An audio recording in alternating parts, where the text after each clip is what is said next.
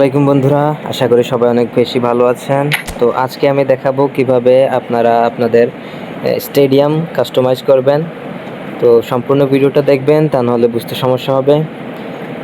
চ্যানেলে নতুন হয়ে থাকলে অবশ্যই সাবস্ক্রাইব করে পাশে থাকবেন, আর আগে থেকে সাবস্ক্রাইবার হয়ে থাকলে অসংখ্য ধন্যবাদ। তো কথা না বাড়িয়ে চলুন ভিডিও শুরু করা যাক। তো এর জন্য আমরা প্রথমে চলে যাব মাই টিমে যাওয়ার পর এখানে দেখতে পাচ্ছেন গেম প্ল্যান আছে, প্লেয়ার্স আছে, স্ট্রিপস, ম্যানেজার্স, আর নিচে দেওয়া আছে কাস্টম স্টেডিয়ামে ক্লিক করার পর এখানে 3টা স্টেডিয়াম আছে। এখানে আমি 3টার মধ্যে 2টা কাস্টমাইজ করছি, 3টাই করছি। এখন আপনাদেরকে আরেকটা কাস্টমাইজ করে দেখাবো, যেমন পেসে RSR এরেনা, এটাতে ক্লিক করলাম। ভিতরে ঢুকতে একটু সময় লাগছে, এই তো চলে এসেছে। এবার এটাকে কাস্টমাইজ করব। তো প্রথমে এখানে দেওয়া আছে স্টেডিয়াম নেম। তো চাইলে স্টেডিয়ামের যে কোনো আপনি নাম দিতে পারেন, যে কোনো একটা নাম আপনার যেটা ভালো লাগে ওই নামটা দিতে পারবেন। তারপর হচ্ছে স্টেডিয়াম কালার, অর্থাৎ যে বেঞ্চগুলো আছে ওই বেঞ্চের কালার। এখানে আমি হলুদ সিলেক্ট করলাম।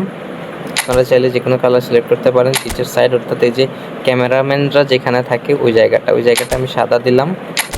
তারপরে পিচের মার্কিং যেটা, ওইটাকে হলুদ দিলাম। লাইটটা লালই ঠিক আছে, লাল থাকুক, লালই সুন্দর। তারপরে আসছে পিচের প্যাটার্ন, অর্থাৎ মাঠের যে ঘাসগুলো, এই ঘাসের ডিজাইন আমার 2 নম্বরটা ভালো লাগে, তো 2 নম্বরটাই দিলাম। এবার হচ্ছে গোল নেটের যে ডিজাইনটা, ওই ডিজাইনটা আমি সবার শেষেরটা দিলাম। এখানে আপনার চাইলে যে কোনোটা, যেটা ইচ্ছা সেটা দিতে পারবেন। এখানে 2 কালারের যেটা, ওটা সত্যি সুন্দর। একটা হলুদ একটা লাল, এটা ঠিক আছে। তারপরে আসছে হলো স্টেডিয়াম, এখানে পিচ সিগন্যাল, এটাতে আমি 50 কয়েন দিয়ে 30th অ্যানিভার্সারিটা কিনছিলাম, তো ওইটা লাগাইলাম। তারপরে আর কিছু নাই এখানে। ওই বাকিগুলা আস্তে আস্তে ইভেন্ট কমপ্লিট করলে ওইগুলো বাকিগুলো পেয়ে যাবেন, এবং এভাবে একটা স্টেডিয়াম কাস্টমাইজ করতে হয়। তো এই ছিল স্টেডিয়াম কাস্টমাইজ সম্পর্কিত ভিডিও।